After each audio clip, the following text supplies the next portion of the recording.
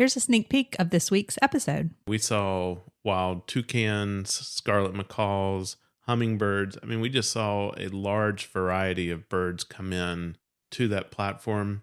So you'll definitely want to bring your camera with you because you're going to get some excellent bird shots. I'm Scott. And I'm Melissa. And we are the Sunshine Travelers. Our passion is travel and sharing our experiences with those who enjoy it as much as we do, or those who want to learn more about travel, or even those that just want to live vicariously through our travel stories. No matter where you fall along that journey, get ready to hear about our first-hand experiences as we visit some of the most interesting and amazing places on Earth. Today we're going to visit one of our favorite locations in Central America, the country of Belize. Belize is one of those places that is rich with cultural heritage, but also packed with opportunities for adventure. We'll talk about where we stayed, what we did, and the friendly people of Belize, truly one of their greatest assets. So grab your passport, pack a bag, and let's make that short hop down to Belize. So, Scott, we actually visited Belize as the pandemic was starting to slow down, and travelers like ourselves were looking for somewhere to go that had a little adventure and a little relaxation. And I think Belize offers both, but we also really had a hard time. A lot of places were still not open to travelers, or there were lots of requirements. And so Belize is somewhere that we found that we could go. And we actually found some places that were relatively inexpensive because of the time period that it was as well. Yeah, and I would just add that once we got there, the people of Belize were so welcoming. They were so glad that we were there. They were appreciative of us, choosing to come there and to spend our travel dollars with them. And I just couldn't think of a more welcoming country that we've ever been to before. Yeah, absolutely. And we'll share some stories in just a minute. Things that happened that I think we would have been terrified or very afraid in other places.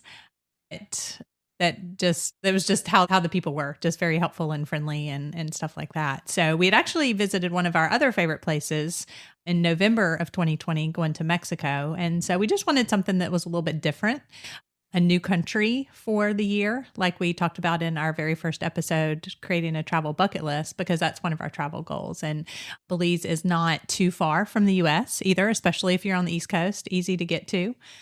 So you may be asking then, where is Belize? Have you heard of Belize? The only time that I had known people to travel to Belize was on mission trips. And so it's on the east coast of Central America. It's bordered by Mexico to the north and then Guatemala to the west. So a little bit about Belize.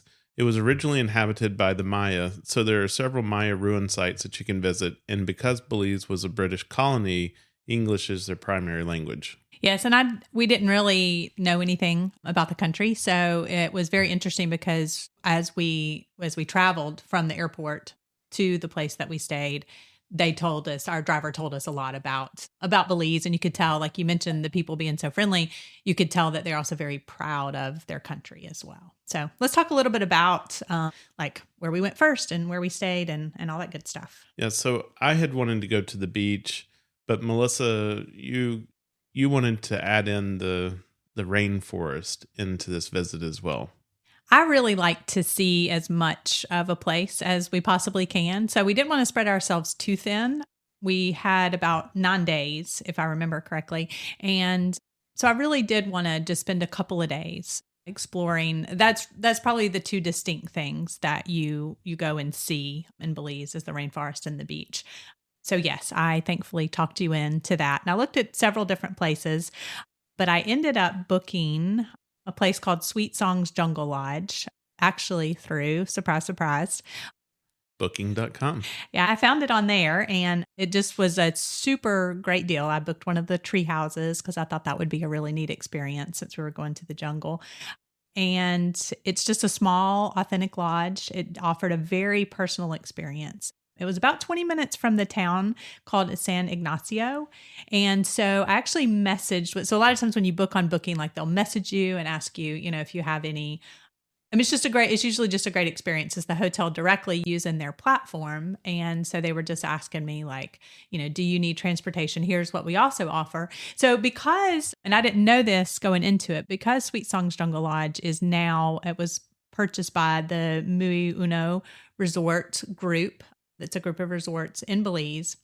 They offer like an all-inclusive type of a package. And so I was just messaged with them like, okay, how do we get there? Do we need to rent a car? Do we need to get a driver? But it is 2 hours from the Belize City Airport. And then it's also like 20 minutes from the town. So they were like, well, I mean, it's kind of far to like go out to restaurants and, the evening and eat and stuff like that. And so they told me, okay, so we offer this package. It's, it includes all your food and your beverages and transportation to and from the airport. And so for the price that they were offering for it, it really was a great deal because like if you had somebody drive you from the airport 2 hours there and then 2 hours back, that itself would be very expensive. And so we talked about it, and then also the proximity to the town and not having, so it was just the treehouse. Like it was like the room and the bathroom. So it wasn't having a place where you could, keep food or prepare food or anything like that. So we just decided to go with that package, and it really ended up being a really great deal to do that. So we just added that on. But this wasn't the treehouse that you built in your backyard when you were a kid. No, this wasn't the treehouse. And they actually had a variety, I felt like, of different types of like tree houses kind of nestled. So ours was like a round tree house. You did have to go up some steps, but it had like a platform in the trees. So you had windows basically all around. And of course they had like, curtains and stuff you could close, but it was like, the rounded shape. So where the bed was situated, and then it had, a nice bathroom and stuff like that. So we really enjoyed the accommodations. I mean, it wasn't like super luxurious, but I mean, it was very nice.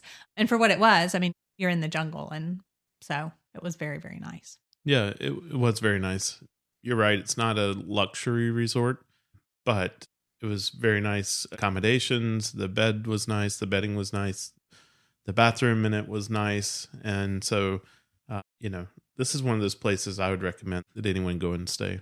Yeah. So it was an eco-friendly lodge. We'll talk a little bit more in a minute about the Mui resorts and what they try to do for the environment, but it was definitely eco-friendly lodge. But I mean, you had power, and then you had hot water, and you had Wi-Fi too, I believe. Like you had all those kinds of amenities as well.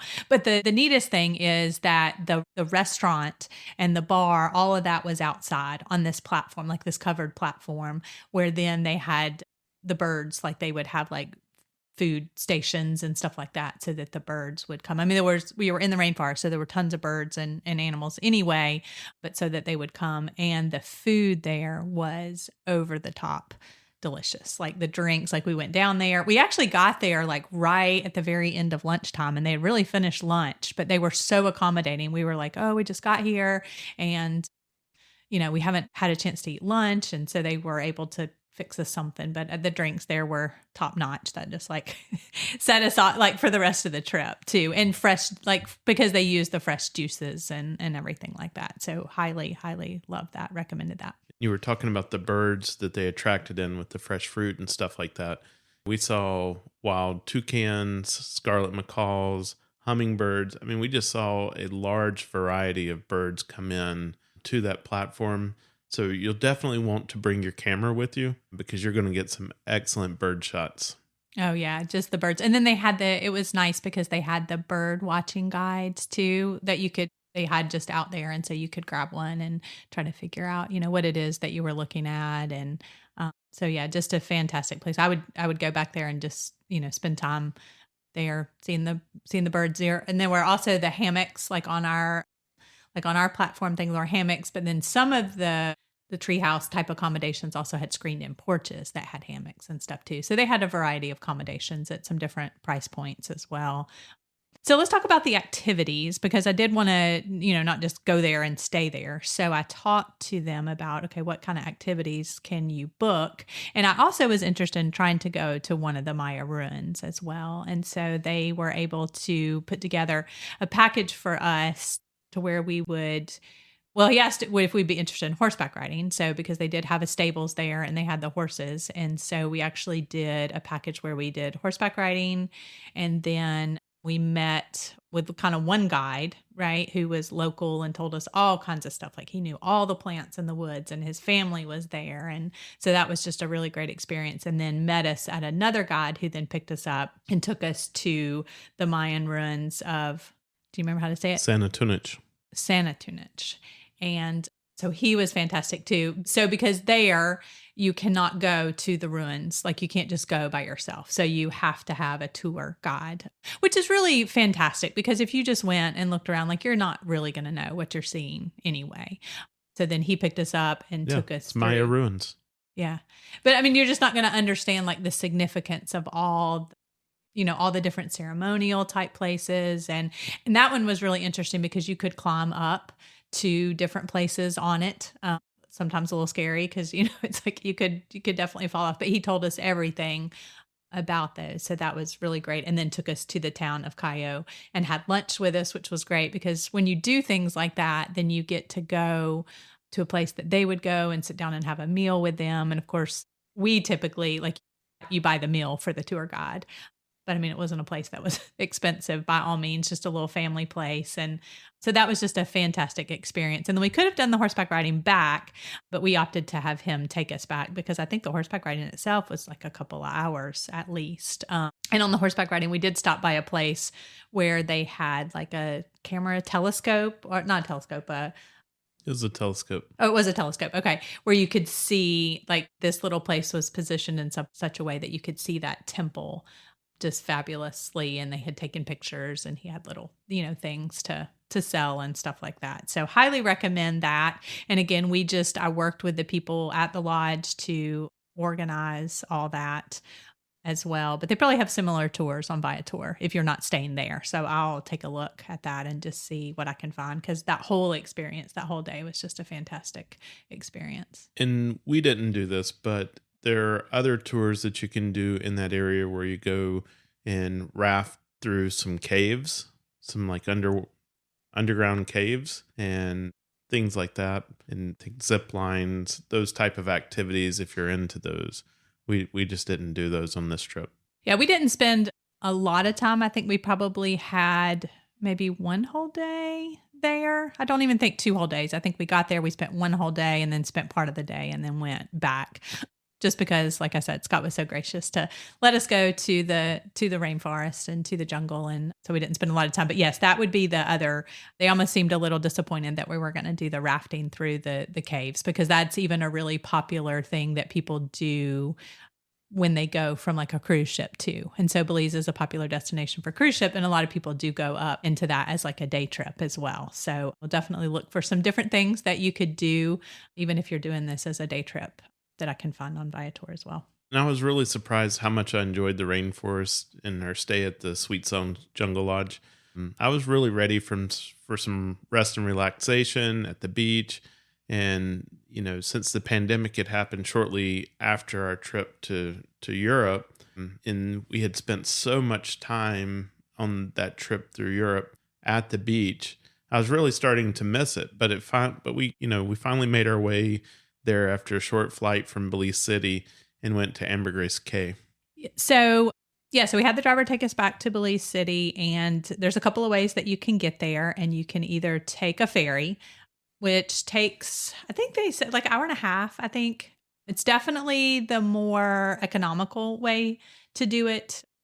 Or you can take the plane ride, which wasn't super expensive, but you just go right back into the Belize City airport, and then they have just the small plane. So I think it was maybe 8 people on the plane besides the pilot, 8 or 10, if I remember correctly. And so that was just a great way to be able to like see it from the air as well. And then just make it, time friendly, I guess, for what we were doing. You get there in 15 minutes or so on the plane, and then you're ready to hit that vacation button. Yeah. But if small planes like that aren't for you, you can definitely take that ferry. So we had actually found a great deal on Ambergris Caye at the Mahogany Bay Resort and Beach Club, which is like a Hilton resort, but it's like little tiny houses. So some of them are like little studios, and then some of them all the way up to like full houses. We actually spent part of a day going around and seeing some of the other things that you can purchase them and then rent them out, but all the way up to 2 and 3 bedrooms with like full kitchens and swimming pools and stuff like that. But we just rented one of the little small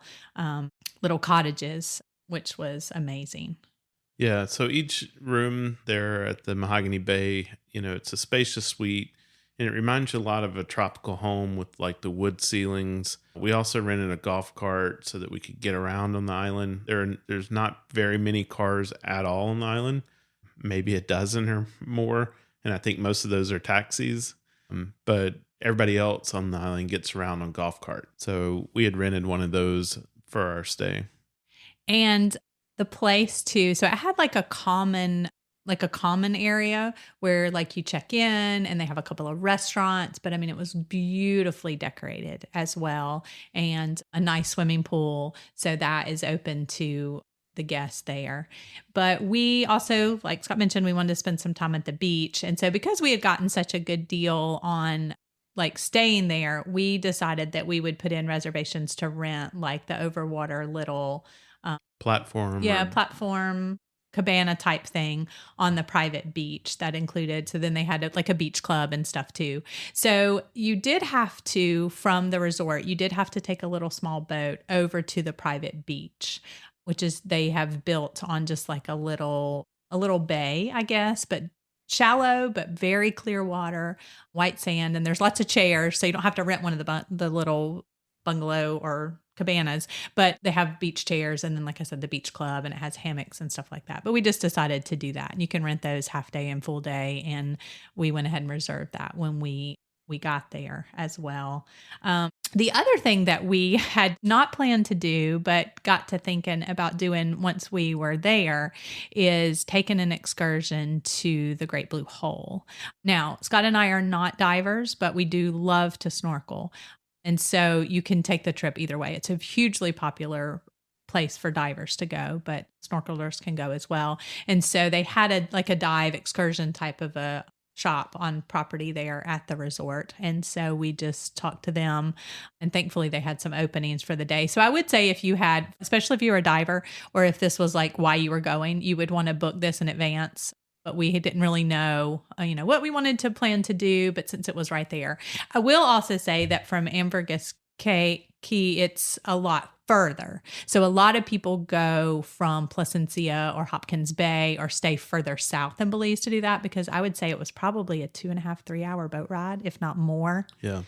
And fairly rough as well. But it was just something we were like, oh, they have the availability for us to do this. And fantastic snorkeling. So with the divers, they go down in the center down into the Great Blue Hole, and we snorkeled the outside, but just a fantastic. And there were other people snorkeling as well. And so that was kind of the story that I wanted to tell, because they organized the tour, but then they actually had to pay the boat captain and stuff like that. They wanted us to pay for it in cash. And so of course we carried a lot of cash on this trip. And so we had to go to the ATM, and I guess it was getting kind of, it was getting kind of late. I think we had tried once, but didn't tell our bank where we were traveling, or had some issues. We may have told them. So that's another thing. And I think we've mentioned this several times when you're traveling. Make sure that you message the place where you bank or call them or whatever the process is, and let them know that you're traveling.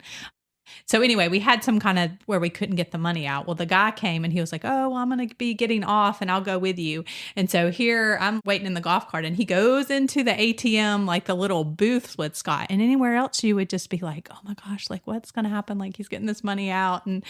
But we had communicated with this guy like a lot to, trying to set this up and make sure they had space and getting the waiver signed and stuff like that. But it was just like almost a little freaky. But I mean, it was fun. And that's where we go back to saying like the people there were just so friendly. But there for a minute, I was a little freaked out. So thankfully it all worked out. We were able to, get organized with our bank and get it to where we could get the cash. And I'm sure what it was is like they were keeping a cut, but they needed to be able to pay the boat captain and all that in cash. So that was a great experience. I would definitely say if you even remotely, like to snorkel, or definitely if you're a diver, that would probably be like one of the reasons you would go to Belize. So the boat that we were on, like Melissa said, it had divers as well as people who were interested in snorkeling there. And so we talked to the people who did the dive. They said, it's just a amazing diving experience. However, from things that we saw so much more snorkeling around the rim of the Great Big Blue Hole, or the Great Blue Hole as it's called, and than they did when they went down deep. I think they might have seen a reef shark, but other than that, we saw so much more. Yeah, we did. We actually did see a lot. And what was neat about this trip, so we didn't just go there. So we went there, and then we went to Half Moon Cay or Half Moon Key, where they actually had prepared us lunch as well. And then we stopped a couple of other places. So it was 3 or 4 places, I think, that we ended up snorkeling, and they ended up diving on the trip, and just had a fantastic time. And it was also neat because we got to actually meet and talk to several people. So I talked to a lady for a while who was actually staying where we were staying, and she was doing like her dive recertifications. And so she was really talking to us about a lot of the travel hacks and points and miles and using the credit cards. And she had told us a lot about, how they had been traveling. They were from the US, but had been traveling a lot using some of those techniques. And I think they actually stayed down there in Belize for a month as well. So immediate great tip that we had from her is she asked us, "Oh, have you done the food tour in town?" And we had not heard about that. And so she said, "Oh, you need to do that," and gave us some information who to get in contact with or how to look it up. So the San Pedro Belize food tour. So San Pedro is actually the town there, I guess I should say that, on Ambergris Key. And so it told us about that. So thankfully they had some spots. It was one of those things, I think last minute you could just kind of show up. Once I called them, you could just kind of show up. And so that was a great experience. I would say if you can, when you go to these different destinations, try to do some kind of food experience, whether it be a cooking experience. We've done a couple of those in Mexico, or a food tour like this, because basically, and these have popped up and gotten a lot more popular, but basically we went around to just different restaurants, and we either had a drink, or I think we had a drink and like a small bite. And she told us about the different restaurants, and we got to meet the owners. So it was a great way to just have a variety of things right there in San Pedro. Yeah, it was really, it was good food, first and foremost. One of the restaurants we had actually gone to already, but, others we found little, maybe kind of hole in the wall places that you might not have stopped into otherwise. Another thing that people talked about on the island that we just had to go check out was the truck stop. This isn't a truck stop like where 18-wheelers come through and stop and get their gas. It was a boardwalk that went around in a big circle, and on the outside of the boardwalk they had several different little containers that they had turned into, basically food trucks. And what was neat about it is they were different themes, right? So one of them had like tacos, and then pizza or pasta or Asian food, or just like a variety of different things. People who had moved to Belize, families that had moved to Belize that wanted to, bring in their cultural food, that type of thing. And so it had a place where that they could do that. And then it just had like a central bar area where then you could go get drinks and open up a tab and stuff like that. So it just made a great atmosphere, live music and yard games and plenty of places for people to sit. So outdoor games, I guess you would say, like all kinds of stuff. Like and what was cornhole and stuff like that. Yeah. And what was interesting about that is a couple that we had actually met on the food tour and had talked to a lot that were in the process of buying some property down there. We actually ran into them then at the truck stop. So that was really neat. One of our most memorable stories about this trip was actually as we were getting ready to leave Ambergris Key, and we were taking the plane back to Belize City. It's a little small airport. There's no security there on the airport, maybe other than a guard standing around. But you just walk in, the taxi driver drops you off, you walk into the airport, and there's a couple of desks there with people. And so we went and got our boarding pass, which was like a laminated card that they gave you. You had a time window to be there, but what they would do is as they got people inside the terminal, then they would decide how many they wanted to put on each plane. And so Like, I think even at one time they came and swapped cards with us. Like, instead of being on one, the red plane, we're going to be on the gold plane or something like that. But as we were sitting there, I realized I didn't have my phone and I couldn't find my phone anymore. And so Melissa pulls out her phone and then, starts tracking it with the Find My Phone. And we could see that it's actually circling the airport. I had accidentally left it in the taxi cab. And so, we needed to try to get a hold of this taxi. And since there's only a few taxis on the island, we thought there was probably a good chance they might know the driver. So we went and, told the person at the gate what was going on. And she called the manager over and he says, let's go across the runway and cut him off and see if we can stop him before he goes all the way around the airport. And so literally he takes me out and we go running across the runway, and there's a gate on the other side of the runway and we go out. Well, I've got Melissa's phone now and I'm trying to track where my phone's going, and I see it had stopped and it starts going back the other direction. And so we head back into the airport, across the runway again. And when I got back, Melissa had my phone, but Melissa, you want to tell the story of what happened? Yeah, well, I think I had actually, before you took it, I had actually pinged it, right? So like for it to make the pinging sound. And so I'm standing there kind of in the entranceway, and the taxi driver comes running in. He comes running back in, like holding the phone, saying, it's making a noise, it's making a noise. And so I was like, oh, thank you so much. And, for bringing it back. And so he had thankfully heard that, and swung back around and brought it to us. And then I called Scott and was like, okay, come on back. He brought it to us. But just again, another story of just like, he was so friendly and so accommodating to, okay, let me turn around and get them their phone back. And nowhere else in the world are they going to take you to go out across the runway like that to try to track down a taxi. Yeah, no, I think that's always an interesting story. You're like, okay, I've been across, I walked across the one runway and been across the runway. That was neat as well. So.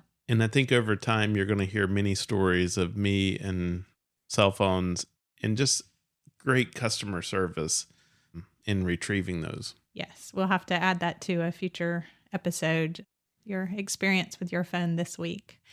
So we really only got a small sample of the places that you can visit in Belize. So like I mentioned, we went for a little over a week and split our time just so that we would have plenty of time for relaxation as well. So we got a taste of the rainforest, of course, the Great Blue Hole and the Half Moon Key that we did on that day trip, and then the Ambergris Key. So I wanted to talk about a few other places that you should consider and other things that you can do as well. So like I mentioned, if we had one more day in the rainforest, we would have definitely done, or I would have done one of the cave tubing tours. Hopefully Talks got into that, because I think they were really disappointed that we weren't going to do that. And then when trying to decide where we would go, we also looked at some of the other places that are popular: Placencia, Hopkins Bay. Those are two of the places that people like to stay when they visit the Great Blue Hole, because it's not quite as far of a boat ride and just a lot of the diving and stuff like that. And I believe it's pronounced Lamanyai Maya Ruins. And I had actually looked at that in the Lamanyai Outpost Lodge. It's about halfway between Belize City and where we actually went, and you travel up the river to get there. So that was going to take a little bit more time. So, but that looks like a neat place, and those ruins are highly, highly rated. And then also the Copal Tree Lodge, which is also another Mu'ina resort at the very south of Belize. Our podcast guest, Kathy, talked about that. They were planning a trip there. She talked about that in episode 10 when we talked to her about going to Antarctica. So that's just a few places that you might want to consider when you're planning your trip as well. So we definitely want to go back and explore more.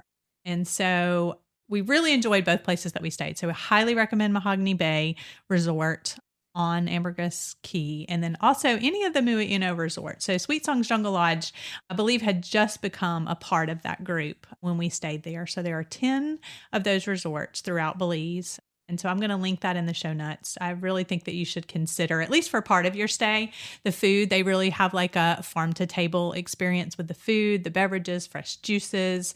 Highly recommend their resorts. And they also focus on responsible travel experiences, preserving the beauty of Belize through philanthropy and project sustainability. It says on their website, creating wow experiences. And I would definitely say that just our customer service there, our food and beverage, our accommodations there were definitely that. Culture, innovation, and just trying to conserve and have a low impact on the world. So I would definitely recommend checking out one of those. And again, I'll put the link to those as well. So in every destination episode, we ask Melissa to give us a packing list. What do we need to pack for the split itinerary to Belize?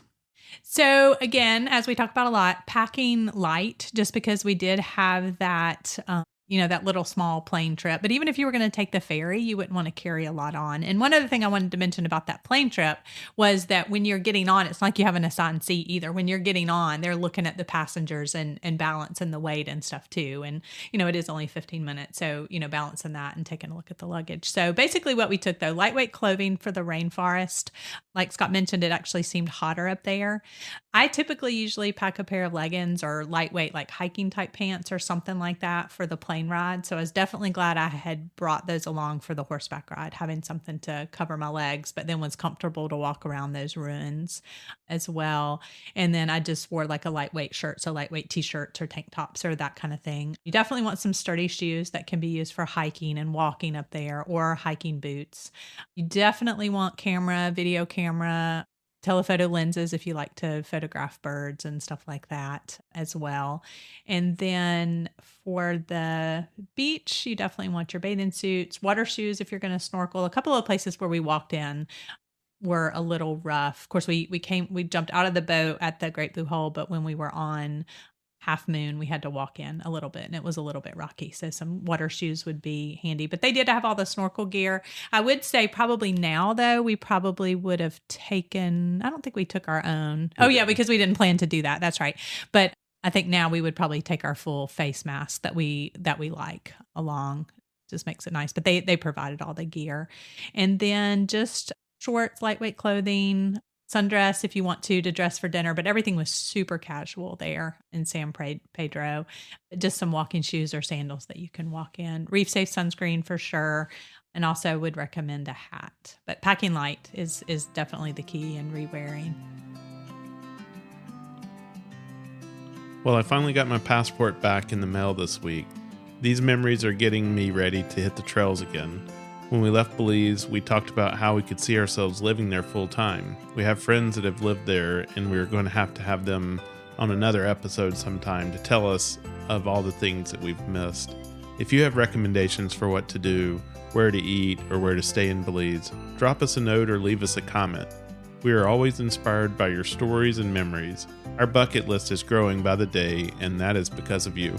We hope you enjoyed this episode and will find some inspiration to help you with your travel journeys. Please consider going on your favorite podcast platform and leave us a review. The more 5-star reviews we have, the more likely we are to be featured and discovered by others. And be sure to follow or subscribe to our podcast to be notified of new episodes as they are released. And you can also find us on Instagram as Sunshine Travelers Podcast, and that's Travelers with 1 L. And most importantly, share it with your friends and help them catch the travel bug. You never know, they may become your greatest travel companion.